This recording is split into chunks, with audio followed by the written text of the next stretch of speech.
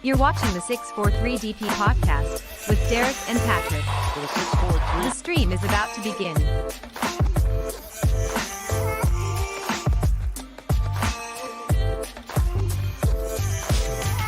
the 643.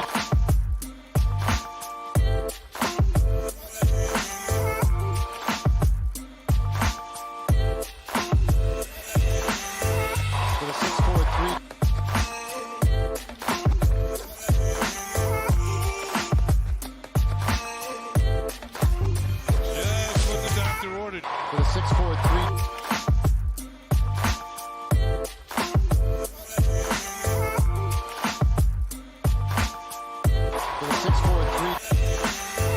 Get your questions ready. Derek and Patrick will be on in 1 minute. For the 643. Just what the doctor ordered. For the 643.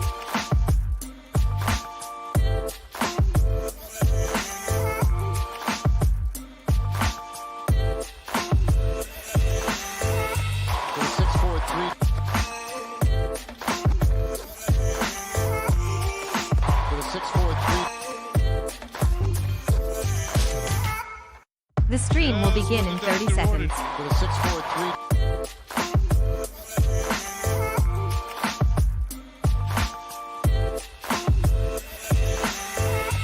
For the 643.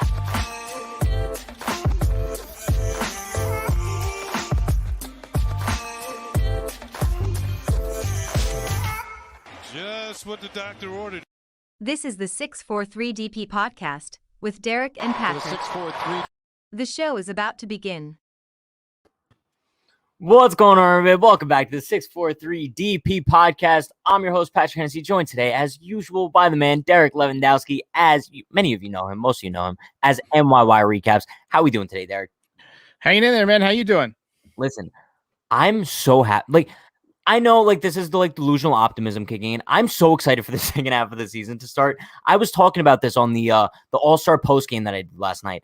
I have never been more excited, and this is probably just me being stupid. I've never been more excited for the second half of a season.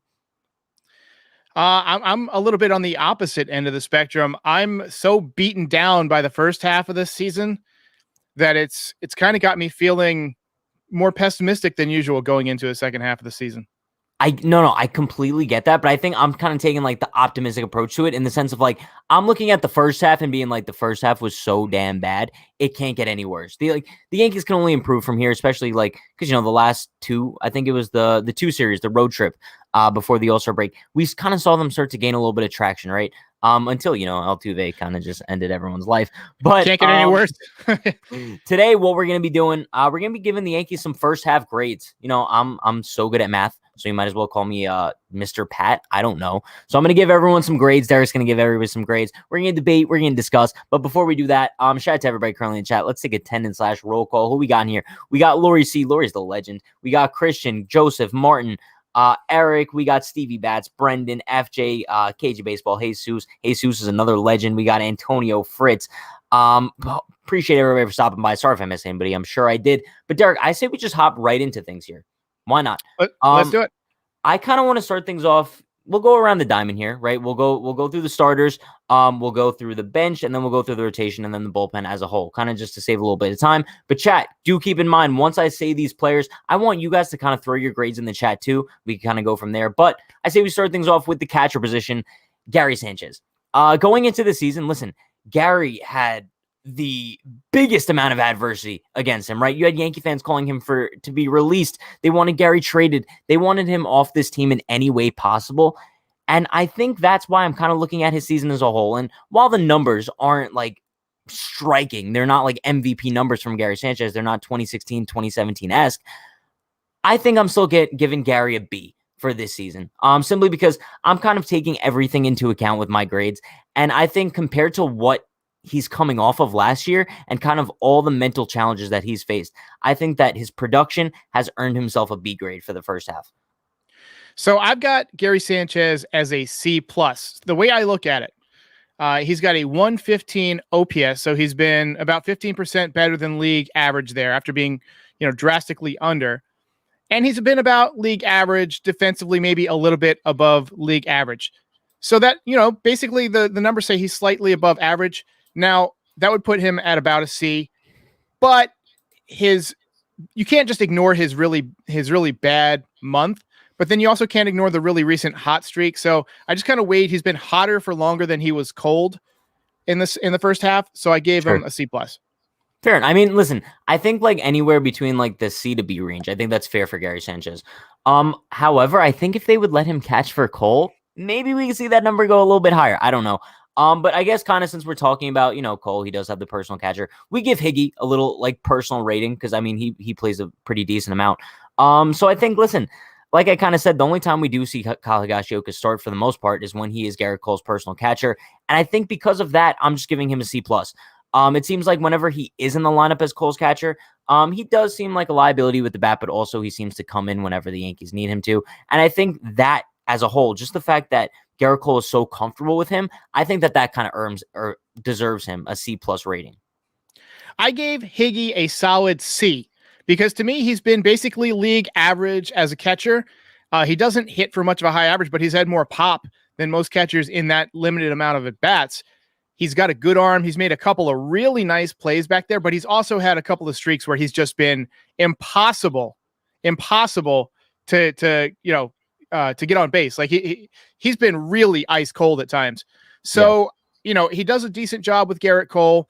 They seem to have worked it out in the last outing. He called a really good game. So I'm giving him a league average C.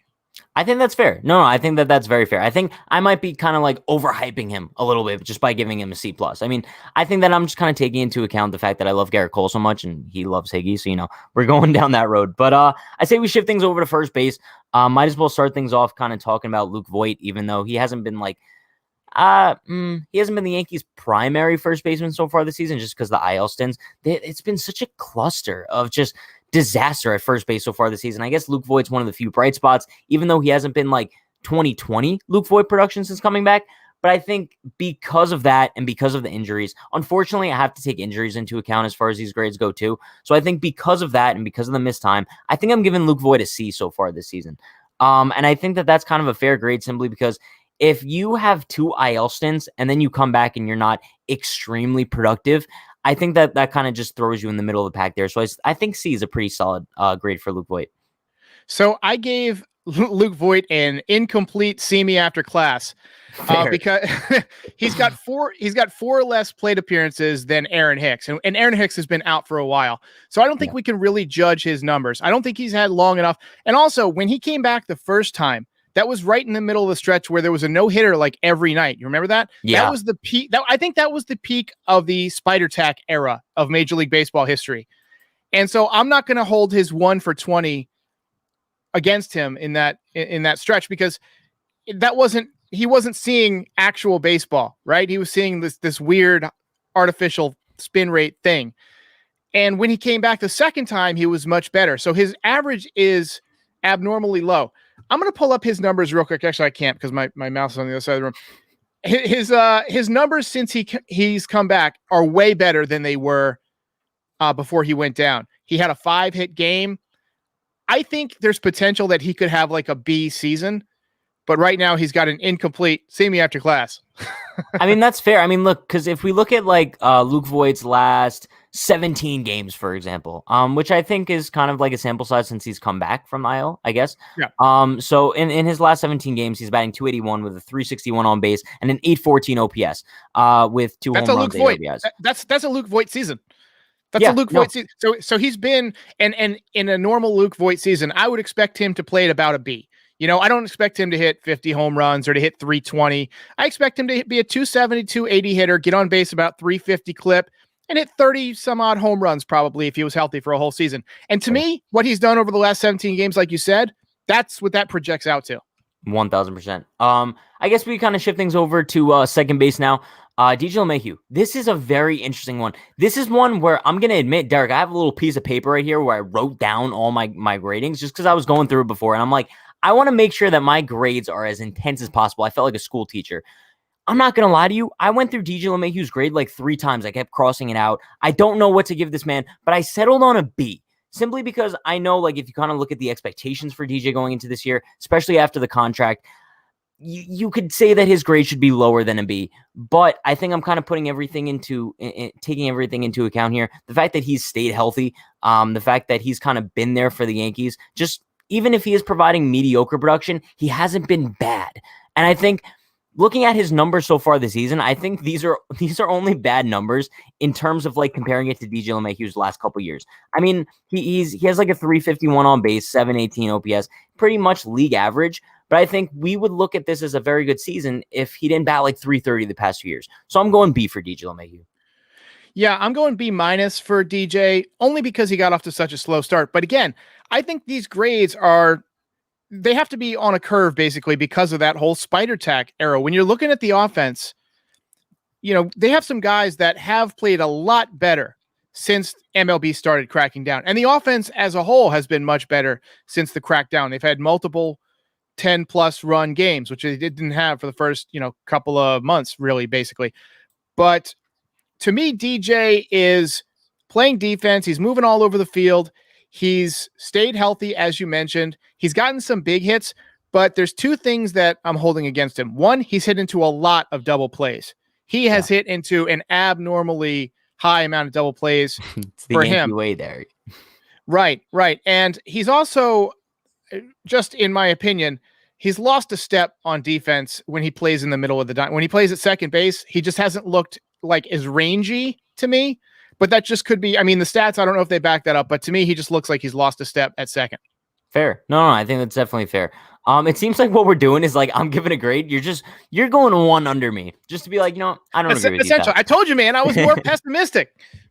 Love it. But I guess, listen, we're kind of on second base here. I know we want to save like a separate section for the bench, but I think at this point, like Rougned Odor was a very key part of like the Yankees starting lineup for a long time. So I think that he kind of deserves an individual grade as well. And I think, like I said, with these grades, I'm kind of going based on expectations. There was very low expectations for Rougned Odor coming in. I'm giving him a B-. That's probably a little bit of a high rating, simply because I'm factoring so many things into account here. I'm factoring into account that the Yankees aren't necessarily relying on him to be like their everyday second baseman. I think they're relying on him to be that bench guy who's going to come in with some clutch hits whenever they need him to. And he's heavily succeeded at that. I feel like every time he does get a hit, it's clutch. So shout out to him for that. And also, I want to take into account the energy that he's provided to this team. No matter what, even if he hasn't started a game in a week, he's still the first one out of the dugout after a big home run, congratulating these guys, just hyping everyone up in the dugout. So I think because of that, I'm giving him a B-. I gave Rougned Odor a C-, just because I don't think he's very good. I mean, look, fair. He hits the occasional home run, but he doesn't impress me on defense. He'll occasionally make the nice stab, like if you hit one really hard at him, but he doesn't have much range. He doesn't have much of an arm. He takes a really bad approach at the plate. I've seen him swing, down by several runs with nobody on base. Instead of trying to use, beat the shift or whatever, he's taken, 3-0 hacks and popping up. So I just, I'm not as convinced on Rougned Odor. I will say this though, his energy thing, like you said, is top notch. Like he's like that. He's one of those missing pieces. I don't think he completely replaces what you lost in DJ, or I'm sorry, in DD, but he's like, he moves the meter upward a little bit. It's fair. I mean, it's fair. It's just because, like I said, I think I'm overhyping him a little bit just because, I just love the clutchness. I love the energy factor that he provides to this team. But we could kind of shift things over to shortstop now. And that's Gleyber Torres. This is going to be a very interesting one because I know a lot of people are going to like throw Fs in the chat. However, it takes a lot for me to give somebody an F. So I'm giving Gleyber Torres a D-, simply because if we want to talk about expectations, Gleyber Torres is one of those guys who looked at his expectations coming into this year and just said, nope, I'm not doing that at all. He has, I think, the same amount of home runs as Brett Gardner.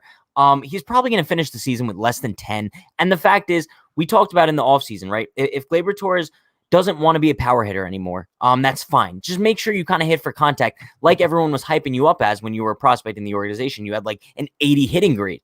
But the thing is, he's not even doing that now. The fact that we don't see the power and we don't see the contact out of Gleyber Torres, I mean, his average so far this season is 240. He has a 634 OPS. And I think the only reason I didn't give him an F is because I think I see his defense improving a little bit. So that's if his defense was kind of similar to what we saw even in the beginning of the season, he would probably have an F. But I think just his little improvement on defense prevented me from doing so. Yeah, same here. I gave him a D plus.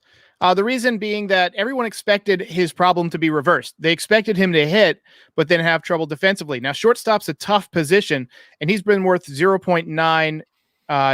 Actually, no, I've got that reversed. He's been worth 0.9 WAR. He's been league average 0.0 defensively. So he hasn't actually killed you on defense. He's been serviceable. So he's done his job there. He's done half the job. But offensively, a couple years ago, he was a 4-win player, 4.2, and now he's down basically 75%. And I would have given him an A in 2019. So, down 75%. I'm giving him a D plus. Fair. I mean, I think it's so unfortunate to see like the downfall of Gleyber Torres, but I think it's going to even make it better when he rises up again, because like we always say, like, I hate to bring up his age, but he's so young. I think to kind of just give up on the dude, I think that would be stupid unless you have like a very viable replacement in the works. Now, whether if that's like Corey Seager or Trevor Story, that's the only way I'm kind of giving Gleyber Torres the boot. But I think the Yankees just need to stick with him. Maybe it's your theory. Maybe he has poor vision and he just can't see the ball. I don't know, but he has to improve eventually. Kind of shifting things over the diamond a little bit more now. Third base. Now we get to talk about somebody who, honestly, no matter what his expectations are going into the season, Gio Urshela always seems to not only just live up to them, but breeze past them as well.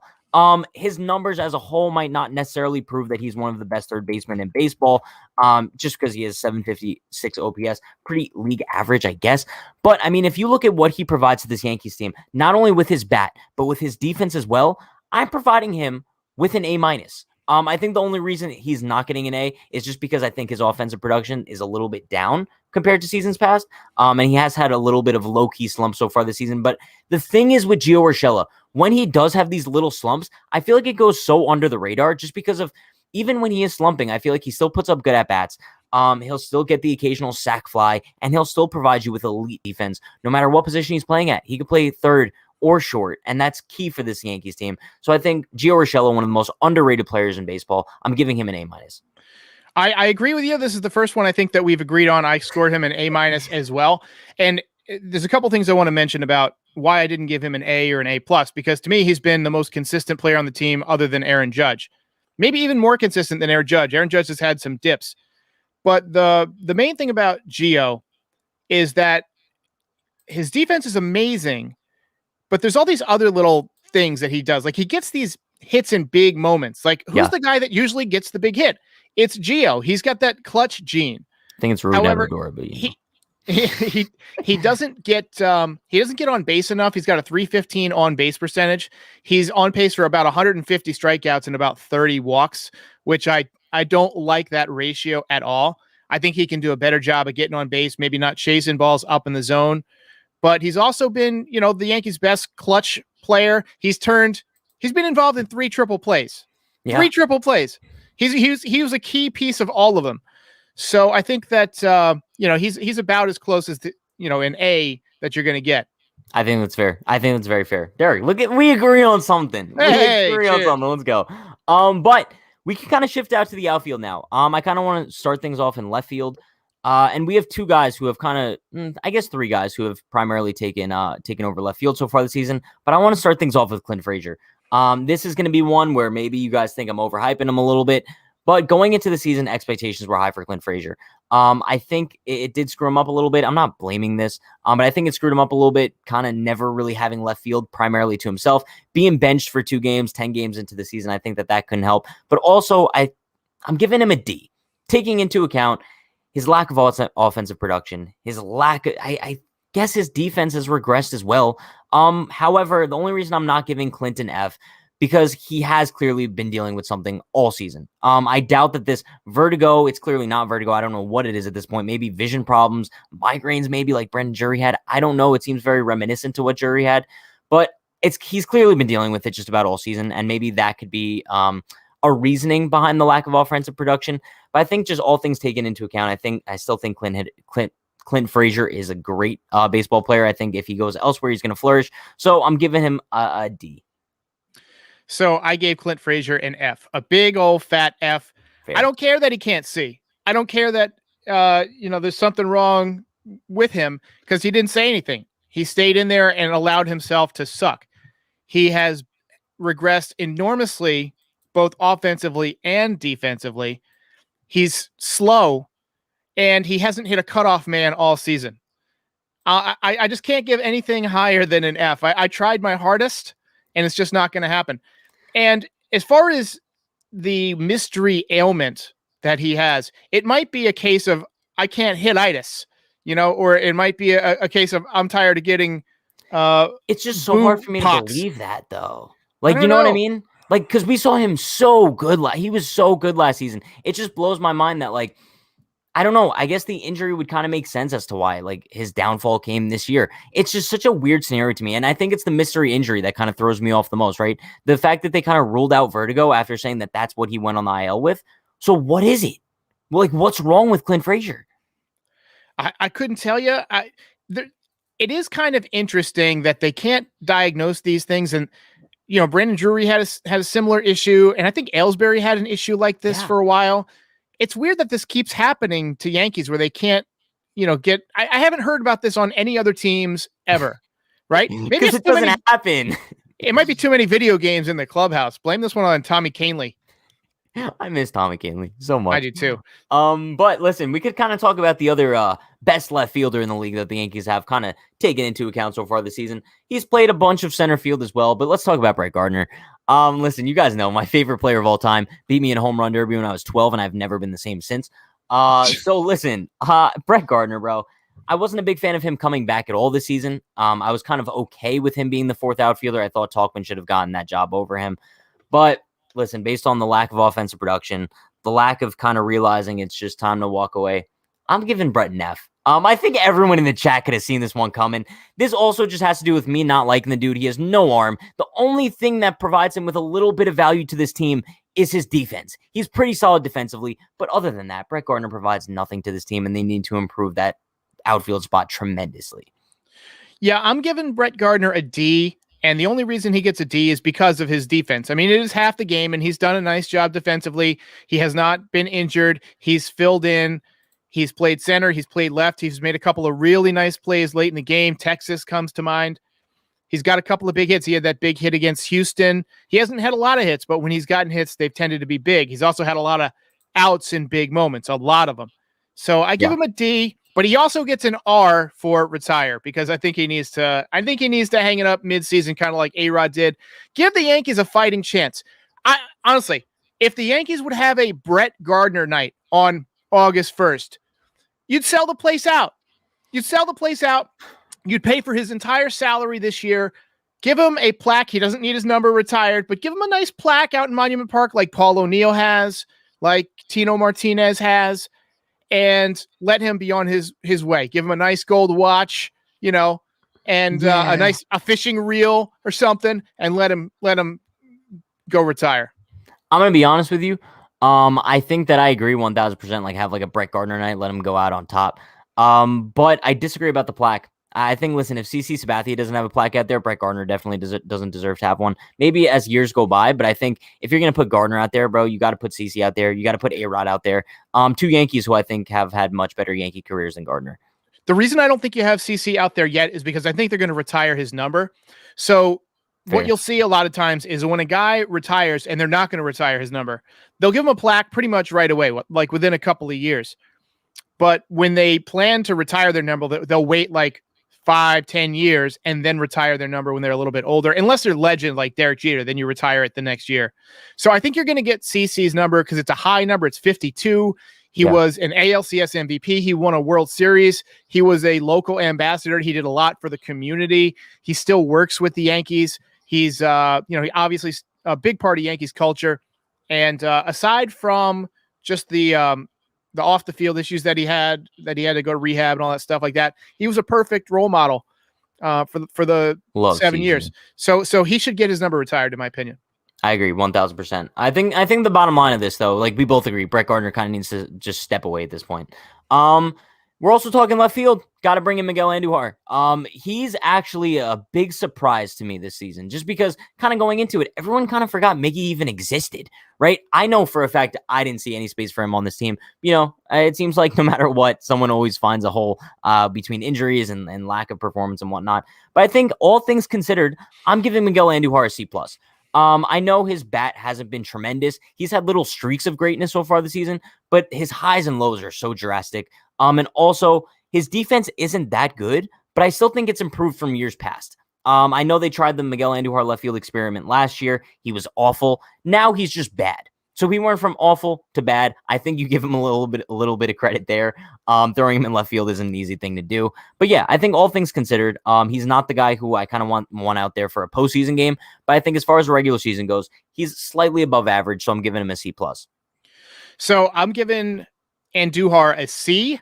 I think defensively he's better than you give him credit for. I wouldn't say he's bad. I'd say he's serviceable because he makes all the routine plays. He's got a really good arm when it comes to throwing guys out at second base. You see a lot of balls that are kind of those bloops down the left field line, and he takes really good routes on those particular plays. And I think it's because he used to play third base, and you know that when you have to go to first base on kind of like a slow roller or something like that, they teach you to kind of take a nice angle, almost like a banana shape, and get your momentum going towards first base. Well, he does the same thing and goes towards second base, and he's really good at making that particular play. He's bad at making the play around the wall. I think he'll get more comfortable with that as time goes on. His offense to me started off real slow, but again, he came up during the middle of that no-hitter every night period. So he got off to a really slow start. He's hitting 253 with a 284 on-base percentage, so he doesn't get on base. He's only got, let's see, how many walks does he have this year? Probably like 3. He's got 7 walks in 162 plate appearances. That's unbelievable. That's unbelievable. My thing, though, is I'm not even going to discredit him for that because that's just what we expect from Miguel Andujar. True. Right? So true. He has done a good job hitting for power. He had those home runs against Minnesota. I think he's a C. I think he's been about an average player, and I think he's going to get better. He's hurt right now. That's being healthy is a skill. If you're a wrist hitter, you got to keep your wrist healthy, and it's been a wrist issue. So I'm giving him a C, and I hope that he comes back in the second half. But I think we may be seeing a potential trade bait with the announcement that there's probably going to be a DH in the National League next year from Rod Manfred. Somebody's going to want this guy. Somebody's going to scoop this guy up. If you could get any kind of bullpen help or pitching prospect or even a left-handed bat that has some potential for Miguel Andujar, I think you got to make that move, because Andujar does have an upside offensively. Fair. No, I think it's very fair. I think also, I think the future is an upward progression for him. I can't see him kind of regressing anymore from this point. I think we kind of saw the works of Miguel Andujar probably in the beginning of 2019, I think it was, when he was suffering from the injury and then he had surgery. But listen, we could talk about another guy who spent quite a decent amount of time in the outfield so far this season. A little bit of a utility man. Tyler Wade. I think he deserves his own grade simply because, I don't know, I think he's kind of exceeded expectations a little bit so far this season, even though he's not that good. I'm giving Tyler Wade a C, just because I think that he just does his job. I would say he's improved a little bit from last year too. It seemed like last year he was just a liability on offense, and then defense he was just serviceable. But I think kind of what he proved so far this season, and the reason I gave him a C, is just the versatility of Tyler Wade. The fact that we can throw him in the outfield, you could throw him at shortstop, you could throw him at second base. I think because of that, it just makes him kind of just an average guy on this team and just fills a hole that they needed before acquiring Tim LeCastro. Yeah, I gave Tyler Wade a C+. I think he's actually been really good in the outfield. He can really run down the balls in center field. He's helped a lot. He's had a number of big hits. He's had a couple of bunt hits, I think, and he's stolen some bases. He's been pretty good on defense. He's done what we expect of Tyler Wade, but he's also had a couple of bonehead moves, made a couple of big errors. And he, obviously you can't count on him to hit in a big spot, but he had that big game in the no-hitter, remember? So I'm giving him, C+. I think you said C+. Yeah, C+. Yep. No, I think that's fair. I think, listen, given the circumstances, Tyler Wade took his opportunity, and I don't want to say he ran with it, but he made the most of it. I think that's a fair way of putting it. But center field, Derek, we had one man starting the season in center field. His name's Aaron Hicks. I'm giving him an A+. No. Listen, Aaron Hicks clearly gets an F. There's like no ifs, ands, or buts about it. Before the season-ending injury, he was bad. He was kind of starting to turn the corner a little bit, where I think, truly, maybe I'm just stupid for saying this. I don't think so, though. If Aaron Hicks didn't get hurt, I think right now I'd give him like a C rating, just because I think by now he would have kind of turned his season around to the point where he would be the Yankees' like leadoff hitter. And I think kind of sometimes we forget how huge the loss is of Aaron Hicks. He was a key piece of this lineup, not only in the sense that he's a switch hitter, but also his on-base ability. So I think that we miss Aaron Hicks a little bit more than people like to think. But listen, all things considered, he gets an F. I don't think there's anything else to say. So if I give Luke Voigt an incomplete, I have to give Aaron Hicks an incomplete too, because he didn't really, he came up also, or he played also only during that time with the spin rate being astronomical. So I don't know if we can totally hold his offense against him. I mean, he was bad for sure. He was also bad on defense. So, he would have an F in my opinion, but I have to give him an incomplete just because he didn't get really a chance. And obviously injured again. I honestly wish that the Yankees could find a way to get out from under that contract, even if you have to pay half of it, 3/4 of it, to send him somewhere else, because I think it's time to reshuffle the deck and give somebody else a chance out there in center field. You got to have somebody who's reliable out there, and he gets his career high in games, I think, is 127. Yeah, it's crazy. I thought it's so weird because we kind of look at the extensions that the Yankees handed out a couple years ago. One to Luis Severino, one to Aaron Hicks. We kind of looked at them at the time. We're like, damn, we're getting these steals. And they weren't even like steals like the Braves got with like Acuna and Albies. They were more so just like, if Aaron Hicks stays healthy, this contract's going to be good. But there was no guarantee he was going to stay healthy. So I think bottom line, the extension is not good. I don't even know if we're going to see Aaron Hicks in pinstripes ever again, because I think by the time he's kind of just coming back from the injury, and at least kind of proving himself in the outfield once again. First of all, I don't think his defense is ever going to be the same. I don't know if his bat is ever going to be the same. But the Yankees have Jason Dominguez coming up. He could be up as soon as like mid to late next season. So I think keep that in mind as far as like looking at Aaron Hicks's future. I don't know. But we have two more guys in the lineup that I do kind of want to discuss. Two of my favorite guys, to be honest with you. We're shifting over to right field. You guys know the deal. Aaron Judge, bro. Looking at him in the All-Star game last night, not only is this man the face of the New York Yankees, he is one of the faces of Major League Baseball as well. I don't think anyone can give Aaron Judge a grade other than A+. We're talking about a dude who has, I want to say, carried the Yankees lineup so far this season. And also, you have to give him an A+ simply because he's barely missed any time so far this season. I think if you look at the Yankees lineup, correct me if I'm wrong, but I think he's played the most games out of anybody. And I think that's just kind of mind-blowing. He missed a few days with the side soreness. Dan's theory was because of the COVID vaccine. It's maybe makes a little bit of sense there. Has had a few off days here and there as well. But I think looking at overall production, no one beats Aaron Judge in the Yankees lineup. He has an A+. I gave him an A. I reserve my A pluses. Therefore, in 2017, he had an A+, right? He far exceeded expectations to me. I reserve the A pluses and I reserve the Fs. Like those are the far end of the spectrums because you can't get any higher and you can't get any lower. But he was an all-star. He was great. He gets an A, and I don't think he should complain about an A. Vladimir Guerrero Jr. has an A+. Shohei Ohtani has an A+. Aaron Judge is an A. Listen, I think that's fair, but I think if we're kind of giving them like league-wide rankings, sure, Aaron Judge is an A. But I think if we're kind of just examining the New York Yankees, it's like one of those cases, right, where you put like a really smart kid in a class with like a bunch of stupid kids, bro, he's going to shine to like next level. You know what I mean? So I feel like that's what Aaron Judge is right now. He's like the honor student in like the remedial math class. You know what I mean?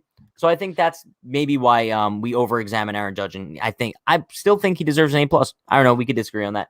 And for real, his health, him being on the field is a huge deal. Huge. And it's a huge. Just like he's a massive man. Beautiful man, too. Imagine the mood that we would have. How optimistic would you actually be if Aaron Judge was on the IL and the Yankees were playing like they were?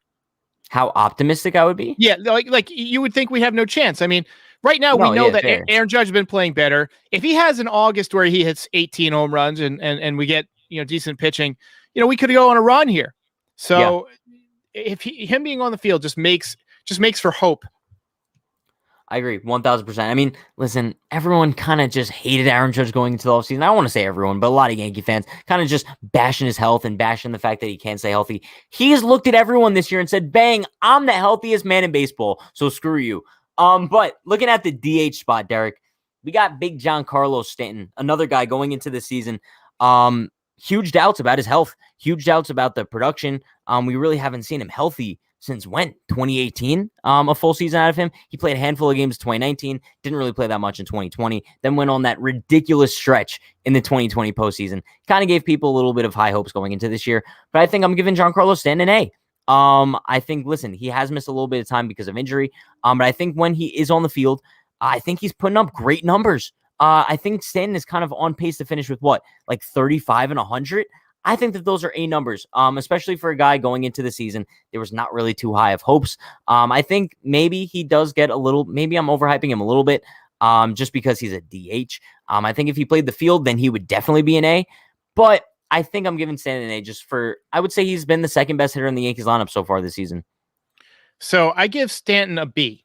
And he's not on pace for 35 and 100. He's on pace for about 28 and about 80. Which to me is about, what he was with the Marlins before he had that massive season. He also had the injured list trip, which to me knocks off a grade because to me, the only thing that I want from Giancarlo is for him to be in the lineup every single day and, just mash baseballs very hard. Early in the season, you couldn't get him out. You remember that stretch where every single day he was hitting a ball. He was hitting a ball 115 miles an hour every day like a vitamin. Yeah. And he had, I think, 9 home runs or something in a 15 or 20 game stretch, something. So overall, 15 homers, 42 ribbies, 270. He's got an 848 OPS. He's been 33% better than league average. Now, let's talk about the base running. The guy cannot run the bases. He can't take second. He has to hit the ball past the left fielder. The left fielder's got to step in a bear trap. And then there's got to be a fan that runs on the field and interferes with him getting the ball for Stanton to get to second base. The guy cannot run. The guy cannot run. It's a very fair argument, but also I kind of look at it in a sense of I get you could kind of knock his base running, but at the same time, I see a lot of people in the chat kind of knocking his inability to field. I don't know if that's necessarily on him. I think the Yankees I think they just don't trust him out there. I think that if it's up to Stanton, we've kind of heard this from him as well. He thinks he's capable of playing the outfield. But the Yankees are kind of looking at the long-term investment with Stanton and kind of just saying we don't want to risk him getting injured out there, so we're just not going to do it. So I don't know. I think B is a fair rating for Stanton. I just really like the dude, so I give him an A. Also, he gets an A+ for the commercial with Judge. I don't know if you've seen it. Bro, great stuff. I watched it and I was like, why are you guys making commercials when you're 4 games under 500? See, but that doesn't bother me though. I love it. I don't want to see that was one of the things I loved about Don Mattingly. And this was an actual quote from him. He said, I didn't want the fans to see me doing a commercial or in a movie or on a billboard. I wanted them to think of me as on the field. And that's what I love. That's what I love about Don Mattingly is he was all about baseball. When your team is not winning, I don't want to see you doing commercials. I don't want to see you doing cameos on, Just Shoot Me or whatever the show is. I don't want to see it. It's fair. No, I get your reasoning, but listen, I love it. So we're kind of done with the offense side of things. Let's look at the rotation. We'll kind of break down each guy in the rotation so far this season and give them a grade as well. But start things off with the ace, Garrett Cole. I think, Derek, you don't really like giving out A+. I'm giving Garrett Cole an A+. If you asked me this question before his start on Saturday against the Astros, probably would have been an A or A-. But I think after that start, there's no doubt that this dude can pitch without spider tack. He does not need spider tack to perform well. That was his best start as a Yankee by far without it. So I think Garrett Cole, bro, there's not enough good things to say about him. Not only is he the best pitcher in the Yankees rotation, he's one of the best pitchers in baseball. I don't know where this team would be right now without him. And yes, I think that, I don't know if this is just going out there and saying this. I think his rough stretch was a little bit over dramatized. It was really just 2 starts that he struggled against the Mets and the Red Sox. Other than that, he's been pretty damn good so far this season outside of a few clunkers. But I think Garrett Cole has been everything the Yankees have signed him for and more. I'm giving Garrett Cole an A+. So I would have given Garrett Cole an A+, but for that interview, yeah, that knocks off a half of a grade. You're a tough teacher, Derek. I'm tough, man. Hey, look, he would have had an A+ without a couple of bad starts there, a couple of clunkers. If he had a bad start against Houston, I might have knocked him down to like a B plus. But the fact that he, pitched as well as he did, that shows me, okay, he just had a blemish. He's human. It took him a minute to figure out how to pitch without the spider tack, but he's got it now. He's figured it out. That was a good offense. He shut down on the road, 129 pitches. To me, that's an A performance. That was an A plus performance. Derek, I was gonna say that's a really tough grade. Yeah, that's an A plus performance. That's a Cy Young performance. But I mean, he did have a bad month. He did have a month where his ERA was over 5. And the Yankees are about a 500 team with him on the mound.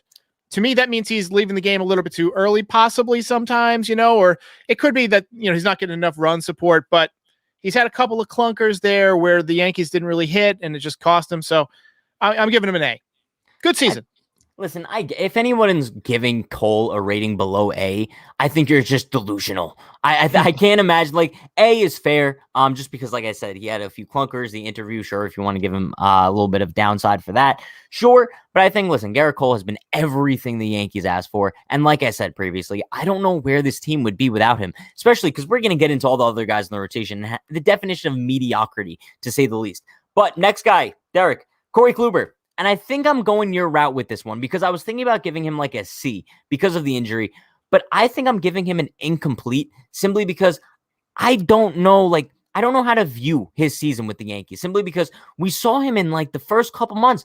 Bro, the dude was the definition of a number 2. We saw the no-hitter every time Kluber came out on the mound, just exceptional performance from him. But then the injury happens, and now he's not expected to be back until like early September. Who knows if he's going to be the same?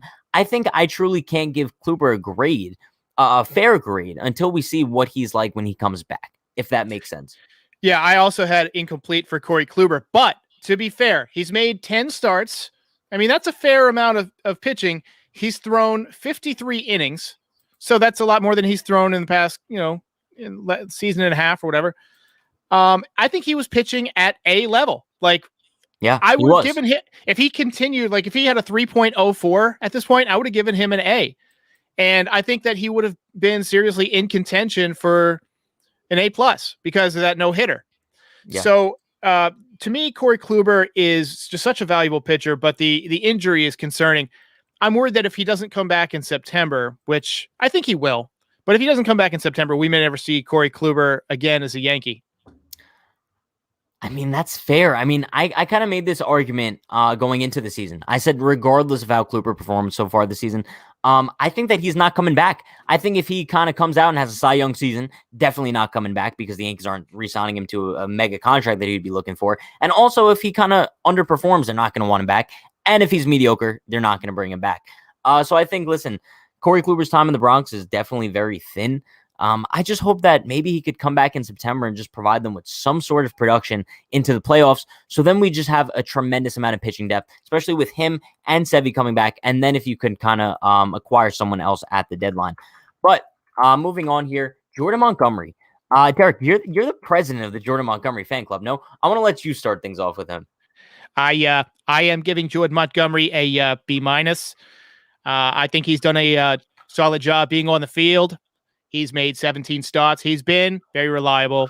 However, he has had his Who is that supposed to be? JFK? That's JFK, man. Oh, okay. That's also Mayor Quimby from The Simpsons. It's like a hybrid between those two. I've never seen The Simpsons, so there you go. My God! Derek just raged. Oh my God! How can you not? That is the greatest show of all time. Derek, we know this. I'm like so uncultured when it comes to like TV movies. I seen the Simpsons movie. I seen that.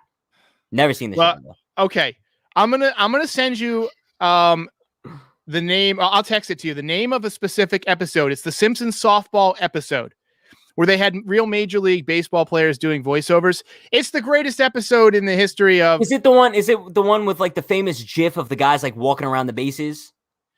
I think so. So what happened? Mickey Mouse. I don't know. It's I don't think it's from The Simpsons. So there's a. I'll just give you the quick once over. There's a company softball team, and Mr. Burns wants to play the rival nuclear places softball team. So he hires a bunch of Major League Baseball players to work at the nuclear plant.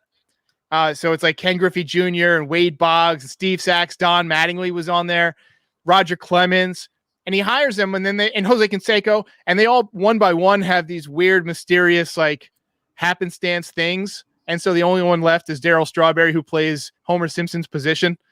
It's awesome. I'll watch it, Derek. Derek, I'll watch it just for you. Wait, so what grade did you give Monty?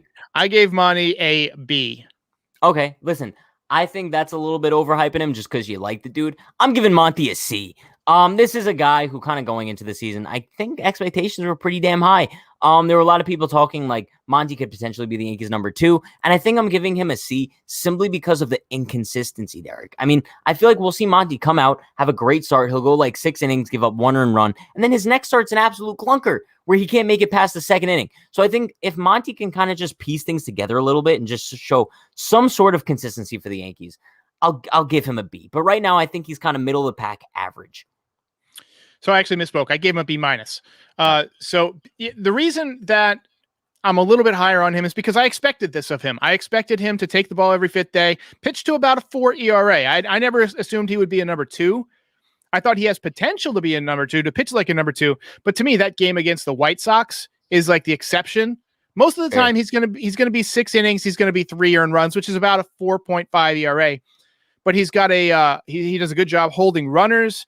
He gets a lot of soft contact. He'll have some efficient innings.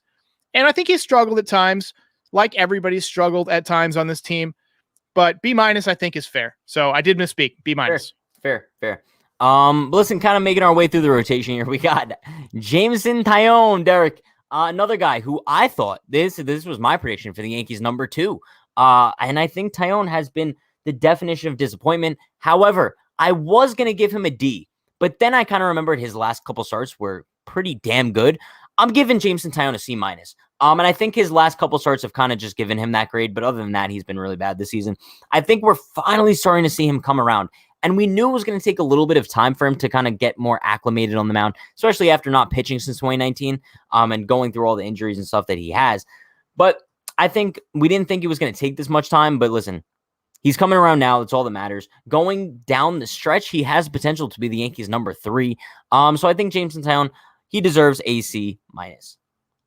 So Jameson Taillon, over his last 7 starts, has been solid. 4.63 ERA.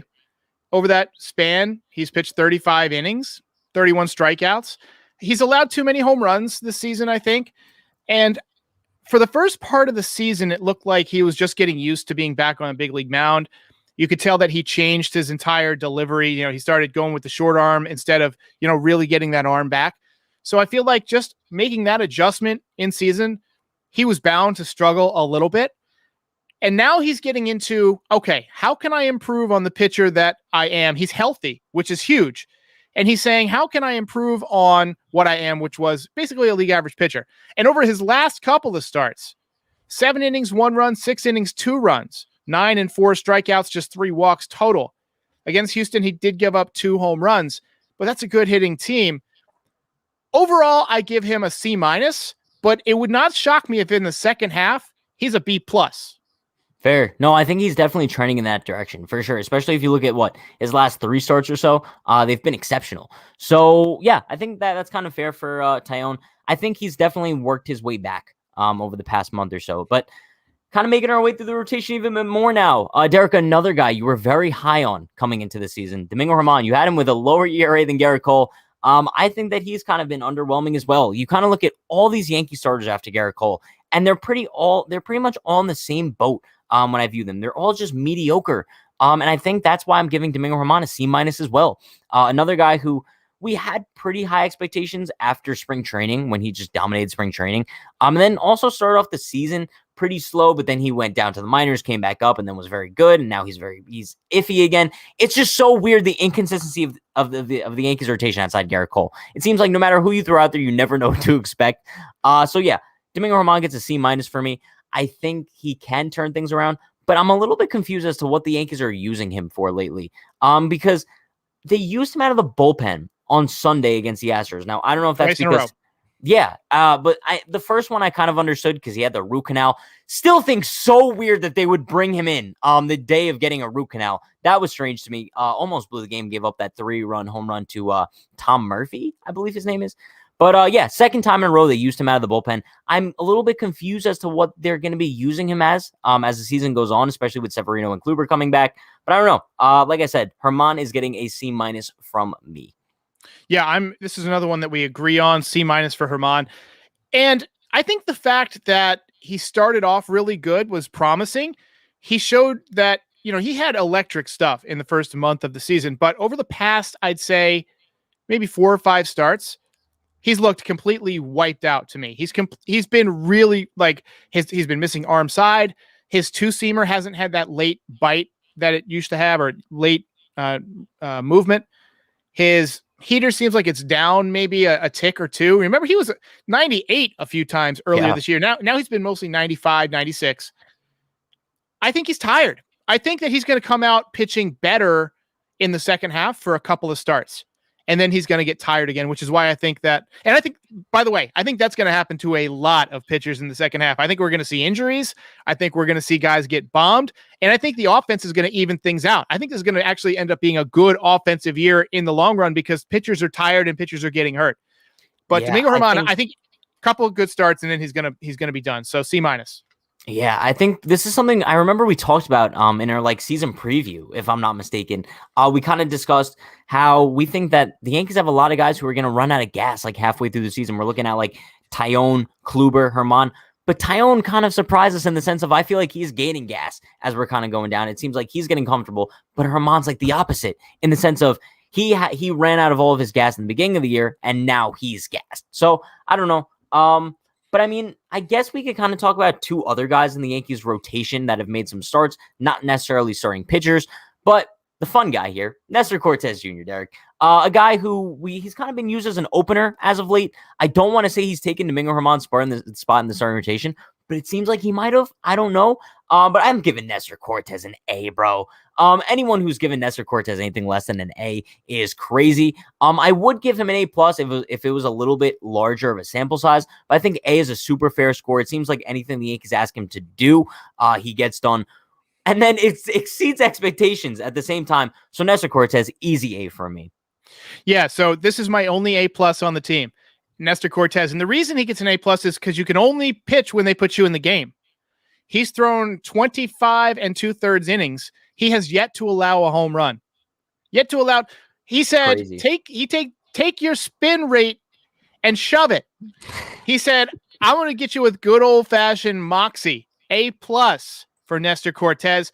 And I think he should be in the rotation going forward. I think with guys being tired and him showing that he can pitch at the big league level effectively and keep the ball in the ballpark, I don't see how you can take him out of the rotation at this point, especially given how he went, deeper into the game last time. He's stretched out now. I say you let him try and pitch 6 innings next time. Yeah, no, I think that's fair. I think Nestor Cortes is also that guy who could give you a little bit more length than the Yankees have been asking him for. And I think that's why I think he's better off not being in the bullpen because then you can get that length from him if he is producing well. But then also at the same time, I think, Derek, I hate to be a pessimist here with Nestor Cortes. I think he's overachieved a lot. If we look at this guy's career so far, this isn't who he really is. But then again, he's young. Maybe he's still kind of coming into his ways. I think he's only 26. A lot of times we look at him, I'm like, bro, this dude looks like he's 35 years old. Doesn't but he? No, he's pretty damn young. So I don't know if it's just the face. I don't know if it's the mustache. He looks like an old dude, but he's not. Dude, it's the mustache. I was watching with my friend the other night and they said, who is this guy? And I said, he looks like he should be on a bottle of rum. That's what he looks like to me. He looks like an old kind of seasoned, crafty guy, that you want to have a glass of rum with. I'm loving that the Yankees have a 26-year-old lefty that's overachieving, though. I want to see what this guy can do. And the fact that he's not a 100-mile-an-hour guy, that leaves me to think that maybe he's not going to have arm issues. He's more of a crafty, moxie guy. What if they have a 26-year-old Jamie Moyer? That would be fantastic. It's definitely possible. Who could give them another 10 years? You never know. Yeah. But listen, last guy in the rotation that I kind of want to talk about is Michael King. Listen, I think we talk about Michael King pretty damn often, given that he doesn't really pitch that often. But But then again, also at the same time, it feels like he pitches every night, so it's weird. It's really a weird situation. We talked about that last time. It's like he somehow doesn't pitch much and then pitches all the time too. It's so weird. It's a really weird. It's a conspiracy theory. We'll save that for the conspiracy theory podcast. I think it's because he pitches as both a starter and a reliever, probably, and he's not on a regular schedule, so it's just kind of like Yeah, and with that being said, I think that's why I'm giving him a C+. Kind of just for the versatility. I think he makes the most of any situation the Yankees put him in. Outside of the first inning, it seems like whenever they use him as a starter, the first inning is always just the downfall of him, and then he just rises from there. And then I think also it's not really his fault, simply because I don't think he's a starting pitcher. I think he's awesome out of the bullpen, and we've seen him flourish out of the bullpen so far this season. Remember that Blue Jay appearance from earlier on in the season? I think he went 4 or 5 no-hit innings, if I'm not mistaken. That was probably the peak of his year. And I don't think that's the pitcher he is, but I think for what he's used as, I think he's serviceable, if not above serviceable. So I'm giving him a C+. So I have 2 grades for Mike King.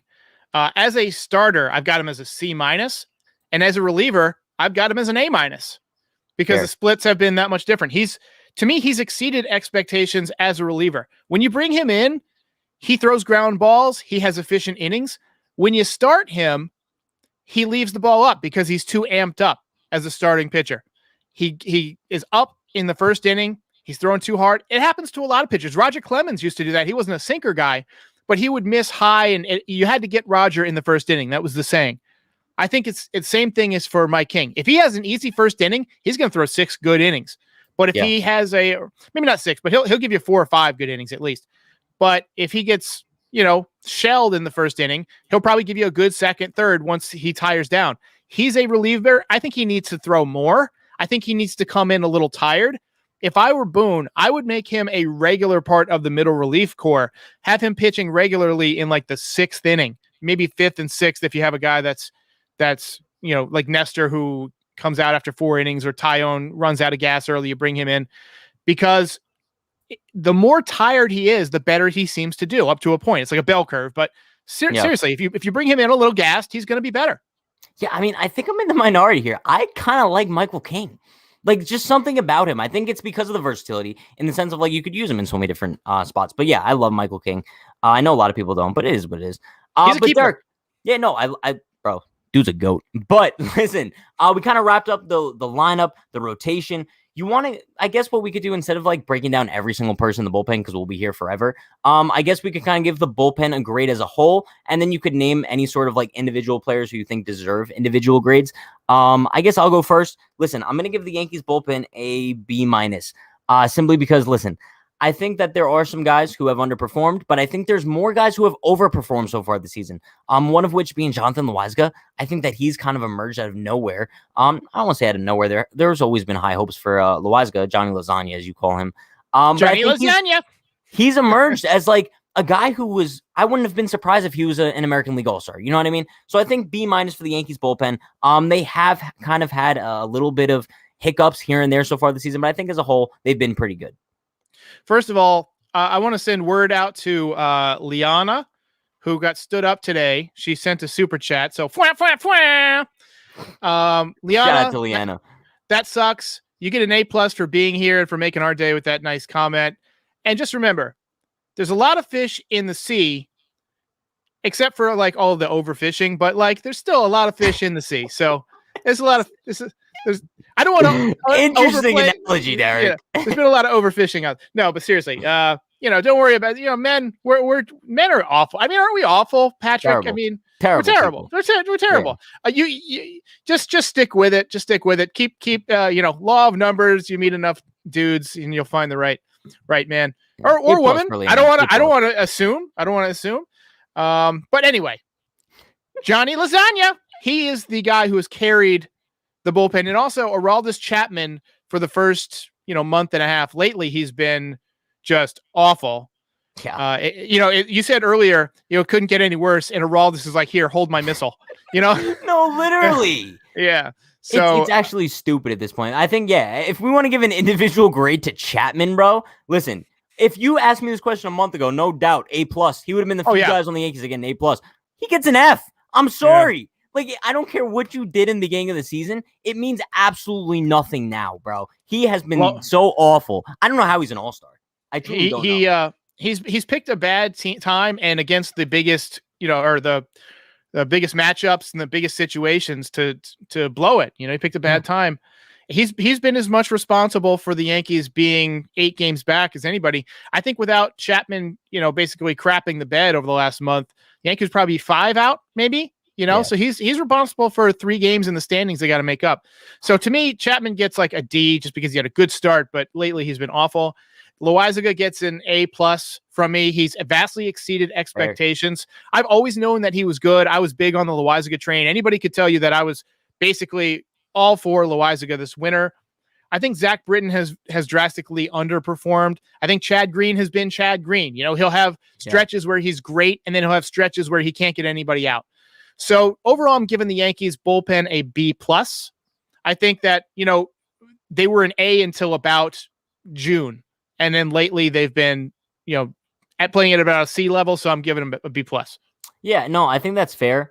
Simply because also, I mean, you kind of look at the guys who have underperformed so far in the Yankees bullpen. I think the amount of guys who overperform outweighs that a little bit. Because like you said, you could say like Chapman for the most recent time has underperformed. But I also have to take into account the fact that he was the most elite closer in the game for the majority of the season. And then also Zach Britton underperformed, especially because of the injuries. Darren O'Day, that's a huge loss for the Yankees. I mean, especially because he was very good before going on the IL. We have not really seen the dude since April. So I think that really sucks. We don't really know what his future is with the organization at this point is either. But I think also on the flip side, a guy like Luis Sessa deserves much more credit than he's gotten from the Yankees so far this year. I think he can maybe take that long man spot in the bullpen away from Nestor Cortes. And once they move Cortes to the rotation fully, I think Sessa's a great guy to have in the bullpen. A guy who's so overhated by this fan base. I don't know why. I think it's because a lot of people still have like a little bit of a bad taste in their mouth from, I think, 2016 he's been with the Yankees since. And he kind of just blew every single game that he came into. But Luis Sessa is a guy who deserves a little bit of praise. Jonathan Loaizaga deserves praise as well. And like you said, Chad Green has just been Chad Green. So I think that's kind of a solid way of putting it. You gave the Yankees bullpen a B+? B+. Okay, I gave him B-. But listen, the bench as a whole, Derek, what are you going to give the Yankees bench? Because we went into like the individual guys, but I think as a whole, I'm looking at the Yankees bench, I'm giving them a C. Because listen, there's no one who kind of stands out there. I think they're all pretty average together. I'm giving Jay Bruce an A for knowing when to retire. Fair, I like that. For saying he can read the writing. He said, I can't hit the spider tack shit. Mike Ford gets an F. I think Chris Gittens, 0.95. I'm seeing a lot of bad numbers there. Talkman got traded. Lamare, I don't even remember him. 0 for 7. I think the only guy on the bench who's really played well is Kyle Higashioka. Tyler Wade a little bit too. And that's not saying a lot. I'm giving the bench a D. I just don't think the bench has been worth very much this year. No, I think that's fair, like for sure. I mean, listen, I think Tim LeCastro is one of those guys who can maybe boost the rating of the Yankees bench if he continues performing like he has. He's been a very underrated acquisition.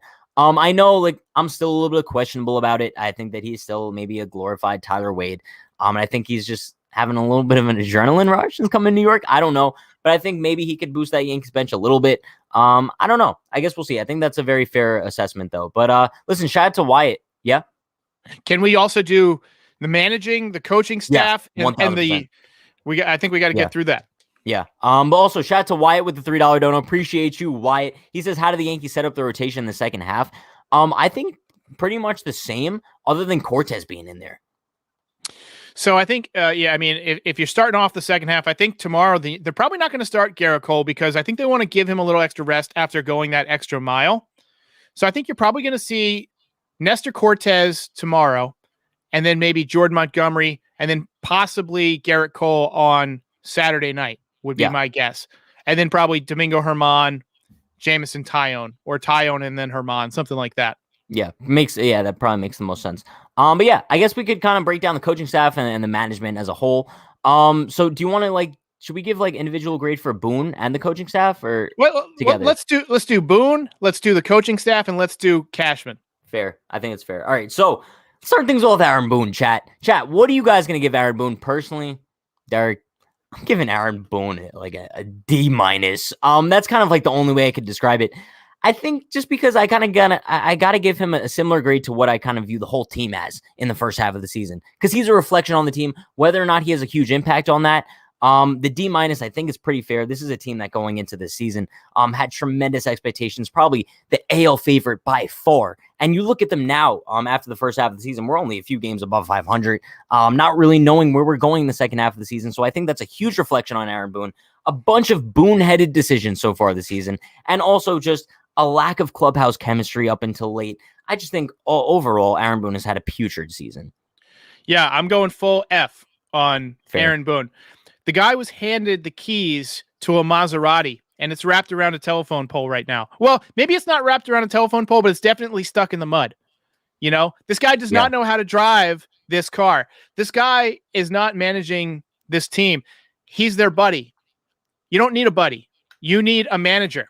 You need somebody who's going to make the cold, hard decisions, to sit somebody down when they're not playing well, or to choose somebody out when they're loafing on the bases, or change up, just the strategy every now and then. Instead of, let's not try and hit 19 home runs today. Let's try and put on some hit and run and execute some small ball when we need to. Yeah. To me, I can't give him a passing grade. To me, he's drastically underperformed, and anyone who underperforms this much as their job, I think gets a failing grade. In my Bro, view. we're such tough but fair teachers. Like at the same time, like I think all the grades we're giving out, like even if they're bad, I think they're very deserved, bro. Like Aaron Boone, I don't think anybody could give Aaron Boone a passing grade besides one person I saw give him an A in the chat. That had to be a troll. I mean, bro, you can't look at the way he's managed this team and be like, yeah, that was Brett Boone. Yeah, no, literally. But yeah, I think Boone kind of just deserves something in that D-F range. I think F is pretty fair too. But the coaching staff, I got to give the coaching staff a D- as well, just because I think, listen, you kind of look at Marcus Timms. He should have been fired a while ago. The only thing that prevents me from giving that coaching staff an F is one man named Matt Blake. Just because I think that, listen, I think that he's been a huge improvement from Larry Rothschild. I think that he's one of the few guys in that coaching staff who would stay if they did have an entire turnover in the offseason. I think Blake is staying because I don't think he's one of Boone's guys. But yeah, I think coaching staff has been putrid so far this season. Even Phil Nevin, I know he's missed a bunch of time due to COVID, but I feel like he sends guys for no reason. Like you're sending Gary Sanchez on a ball that he's going to be out a mile and a half on. So I think overall coaching staff D-, same as Boone. Fritz Walter says, Derek, this team ain't a Ferrari. No, you're right. It's not anymore, but it was a Ferrari when he inherited it in December or whatever of 2017. Was it maybe January of 18? 17. It was a Ferrari at that point. And at this point, it's looking like a used 1987 Civic. Yeah. And for the coaching staff, I look at a few different things. I look at this team has had more guys thrown out on the bases than anybody in baseball. I look at the bad fundamental play. I look at guys missing cutoff man, Clint Frazier. And still taking shots at Clinton, bro. The dude can't even see. Well, he needs to be able to see. He needs to see the cutoff man, and I'll stop giving him a hard time. Fair. I think that this coaching staff has done a poor job of stressing the importance of fundamental play. So I'm giving the coaching staff an F as well. Fair. Listen, Derek, if you can't give Boone an F without giving the rest of the coaching staff an F as well. I think I also didn't really take into account how poor the Yankees base running has been so far this season. That's a huge reflection on the coaching staff. You could even look at the defense and say that that's a huge reflection on the coaching staff as well, and how this team kind of just lacks the fundamentals in order to just win a World Series like a World Series team would. So I think the final grade we have to give out now is kind of not the king on top of it, but kind of just like the jester underneath him. And that's Brian Cashman, right? A guy who assembled this team. I want to say that he assembled this team. I don't know if it was his fault, but he was basically shopping in the bargain bin, right? You look at Corey Kluber, you look at Jameson Tyone. He was basically looking for guys this offseason who were very low risk, high reward. That was my saying all offseason, because that's what the Yankees motto basically was. And I think you knew it had the potential to be really good, but you also knew it had the potential to be really bad. Clearly, it ended up being really bad. So I'm giving Brian Cashman a C-, just because I think, listen, the moves that he's made and kind of the lack of positivity that has come out of it, it is partially a reflection on him, but I think it's a partially a reflection on the ownership and the direction that they've given him. I'm sure if you gave Brian Cashman any amount of money in the world to work with, I'm pretty sure he'd be able to assemble a pretty damn good team. But I think Hal has to be giving him like budgetary constraints. But then again, you have to look at the trades and kind of like the trades that haven't really worked out for the Yankees. You look at the Wandy Peralta trade. That was kind of like a lose-lose. But still, I think it's just a case of the Yankees trying to find these diamonds in the rough when they have nothing but money to play with. So therefore, Brian Cashman gets a C-. I'm giving Brian Cashman a D-. The only reason he doesn't get an F is because he's attempted at least to fix this thing on the fly. He went out and got Rougned Odor. He went out and got Tim LaCastro. So he is making some tweaks. He has promoted well this year. So we've seen some guys get promoted earlier than in the past. We've seen Oswald Peraza get promoted really early. We just saw Anthony Volpe and Jason Dominguez get promoted. Jason Dominguez got promoted after 7 games below low A, that, and he wasn't even really doing that well. And then obviously off to a better start in Tampa. Dude, what are we going to do? What are we going to be saying in a month if Jason Dominguez is hitting 430 in low A and Brett Gardner's hitting 176 in center field? I might have to show up to the stadium with like a picket fence, to be honest with you, bro. We'll start a little picket line, call up the Martian, put little Martian hats on, or like the masks, the alien masks. Now, I don't know if I'd go that far, to be honest with you. I mean, it's not that important to my life. But, if you want to do that, I could record you. I could be like a videographer for your channel, No, I want Dominguez in the major leagues next year at some point. I would love to see that. And if he does well, I expect them to promote him again this year to high A. I want to see him in Hudson Valley later this summer. That's the goal. That's where I'm from. I want to make the trip up there. And I'm promising to the crowd, to anybody who watches my channel, if Jason Dominguez gets to the Hudson Valley this year, I will be at a game and I will do a vlog for that game. Derek, both of us, bro. Dude, 643 live from the Hudson Valley Renegades Park. In the parking lot. From the parking lot. We'll do the pregame and a postgame live. We'll break out the phones. We'll figure it out. We'll get the satellite truck, whatever we're gonna do. Bro, we'll bring Dan up there. We're gonna bring everyone up to Hudson Valley, and we're all gonna watch Jason Dominguez absolutely rake. That would be fire. You love that would be the greatest video. We should try and aim for like his first game. I hope they give us some notice. I'll buy a plane ticket. I don't even care. Do it. I'll do it. Because I think I'm only like a 2-hour drive from there or something. It's not that far from the city. So, 1,000%. And by the way, Hudson Valley is a hot spot for UFOs. So it makes sense that he would be there. What? All right. Listen, Derek, I say kind of before we wrap things up, this has been a great show, by the way. Before we wrap things up, I say we just give the Yankees a grade as a whole. I think that's kind of like the great way to wrap things up here. Yankees grading, as far as their first half goes, I'm giving the Yankees a D. I think it's very fair if you want to go lower than that as well, but I'm kind of looking at the expectations. Like we said, the expectations for this team coming into the season, they've significantly kind of underperformed in the first half. Now, I don't know if that's a result of kind of poor roster construction, poor performance, injuries. I don't know what you want to credit to, but I don't really care what the excuses are. This team has underperformed. That's the bottom line. I'm giving them a D, but however, going into the second half of the season, they have nothing but potential to improve on that and potentially make the playoff spot out of themselves. So yeah, as of right now, the Yankees get a D for their first half. Yeah, I'm giving the Yankees I think I'm going to give them a D plus. You just didn't want to agree with me. That's what it was. Yeah, I was thinking D originally, but the more I think about it, D plus. They're not quite not quite in C territory, but they have shown some really good things. They've had 3 triple plays. The pitching was really good early on. They have a no-hitter. Things like that are fun. So it's been like watching this first half of the season. It hasn't been all fail. It hasn't been lose every single night, and it's been fun, like being a part of like the Yankees community that's gotten to watch this team. But I will say this, they have drastically underperformed. Yeah. This team should be at the top of the division. There's no excuse. That comes down to a combination of coaching, underperformance, and roster construction. I think those are the 3 things that need to improve. I think that the underperformance will correct itself just naturally. I think that guys will return to form now that the spider tack is off the ball a little bit. I think that offense will pick up as more pitchers get tired in the second half. And I think that Brian Cashman, we saw him talk about Joey Gallo. I didn't do a video on it, but I will. I'm doing a Yankees game day tomorrow, just the original version or whatever, the pre-recorded version. I'm going to talk about Gallo.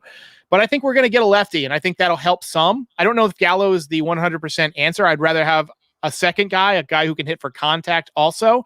And I need another pitcher. I need another guy in that rotation. But I think that they're going to have a better second half than they had a first half, but I don't know if it's going to be enough. I think they're going to compete for a wild card spot. I think we're going to be doing the 6-4-3 DP with about a week left in the season, and the Yankees are going to be competing for that final wild card spot. Stress. The definition of stress. I don't want to watch a wild card game, but it's probably going to have to come down to that so far this season. Unless they completely sweep all 8 games against the Red Sox in this next week or so. But kind of with that being said, I think that is going to wrap things up for today. Before we do wrap things up, there is one more thing I want to say. The Scranton Rail Riders are playing right now, Derek. Trey Emberge, he had a 3-0 count, got the green light, hits an absolute moonshot. Bro, free Trey, free Park in the chat. That's all I asked for. I want Trey Emberge and Hoy Jump Park to get an opportunity in the second half of the season. That and also other acquisitions and guys kind of performing to their potential. That's what I'm looking forward to the most. So hopefully we get to see these guys get a chance, but I don't know. Hoy-Jun Park, for me, that's my final thought. I think that he would do a great job. He's got a swing that's built for Yankee Stadium. All the guy does is rake. All he does is rake. And he's basically like Ketel Marte in that he can play the middle infield and he can play center field. Give him a shot. Huge. You love to see it. But listen, we have lots of high hopes for the second half of the season, even though some of you don't. I do. But that is going to wrap things up for this episode of the 643 DP. I'm Patrick Hennessy. That's Derek Lewandowski and YY Recaps. If you guys don't already subscribe to him, subscribe to him. He produces great Yankees content. But we go live every Wednesday, either before the Yankee game or on an off day like this. We'll just go live at 6:40. But with that being said, everyone be sure to like, comment, subscribe, turn on post notifications for more. Be sure to check out Derek's channel as well. He's posting some exclusive clips from the podcast on there. But you guys know the deal. Stay happy, stay healthy, stay safe. We'll see you next time. I will see you guys tomorrow for the Yankees pregame. Peace. 6-4-3.